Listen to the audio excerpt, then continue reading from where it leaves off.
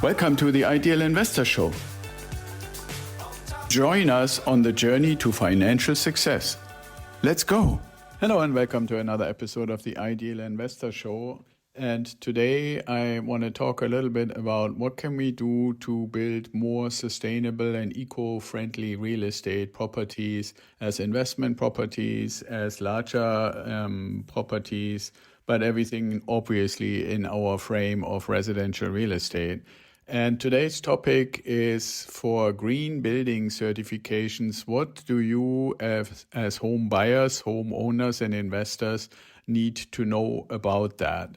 And so to make it easier for you, I did a little bit of research on this, and there is something in this so-called certification system for green buildings that is called LEED. That is LEED.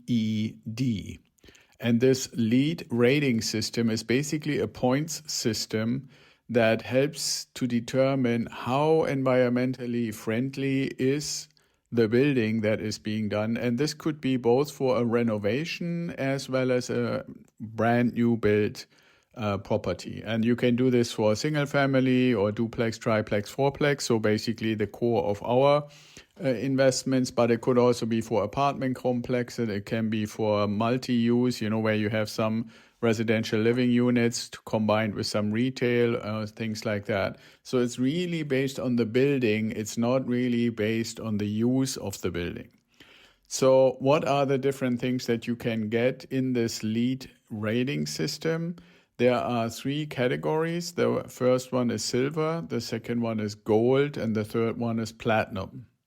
And each one of these levels has a score. So to reach the silver certification, the score or the points needs to be between 50 and 59 points. Then the gold certification needs to be between 60 and 79 points. And then to get the platinum score is 80 points or more. So that obviously begs the question, well, if I'm planning to renovate my house, or I'm basically involved with, for example, a flipper who is offering me to invest in a property that he is going to flip and renovate, and what can be done to make it environmentally friendly. Because if you have any of those standards, silver, gold or platinum LEED standard, that makes the house better. It gives a better environment. It makes it more valuable. And you may, in some cases, also be able to get some grants and some money from the government or from the Environmental Protection Agency and so forth. So what are the things that are actually being looked at in this LEED approach? And that is, where is the property? So is it a sustainable site? Then how much water does your property actually consume? So if, for example, you decide, okay, we're doing the renovation, and what we're going to separate is what's called the blue water, the gray water, and the black water. Blue water is all the water that is drinkable water. And blue water would also be any water that you're basically collecting for watering the plants and stuff like that.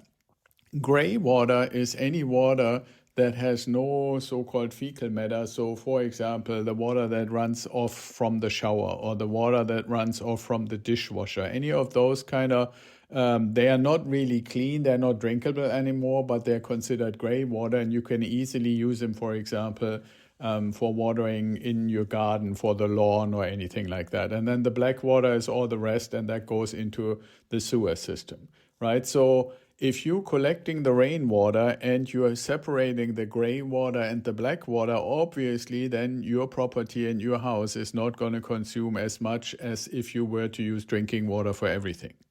Then the energy efficiency is one thing that is giving you points, and that has to do with what's the insulation and what kind of materials are you using.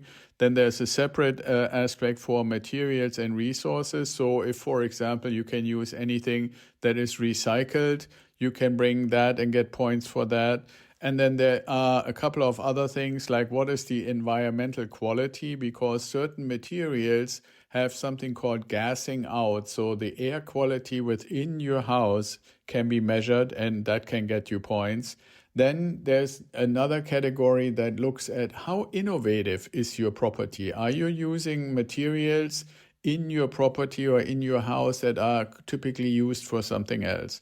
I'll give you one quick example that you may have seen in videos on YouTube or so forth, is that if you make walls, for example, that have a large component of dirt or clay or something like that, or adobe is another building material, then what some people do is they get all kinds of like different colored bottles, empty bottles, and then they place these bottles into the wall. Now, two things happen. Number one, the light that hits the bottom of the bottle on, that sticks out to the outside of the wall, that reflects through the bottle, and then you have green and blue and red and orange and so forth light kind of coming in through those bottles that are sticking in the wall.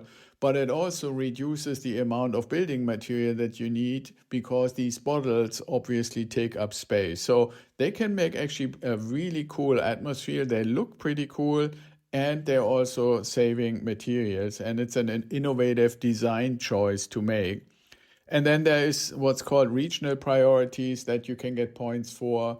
So that means, certain areas have, for example, some negative environmental history, and to overcome it, there might be extra points.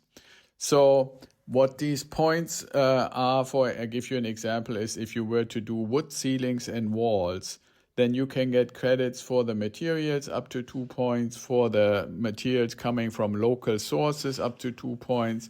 For using part of renewables gives you an extra point. Certified wood gives you an extra point, and so forth. So this is just to give you a little bit of an idea, how do you actually collect points to get to either 50 or 60 or more than 80, which then determines which LEED category are you actually falling into.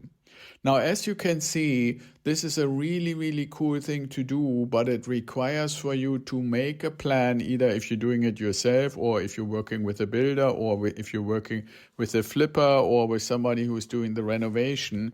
Because if you want to get this green building LEED certification, you need to keep really good track of everything and be able to prove that you actually did all the things that the system requires.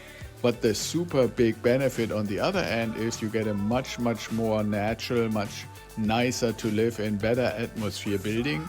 That is, even on top of that, more valuable than if you didn't do it, and you may get some money from the government to implement all these kind of things that you would otherwise probably not do.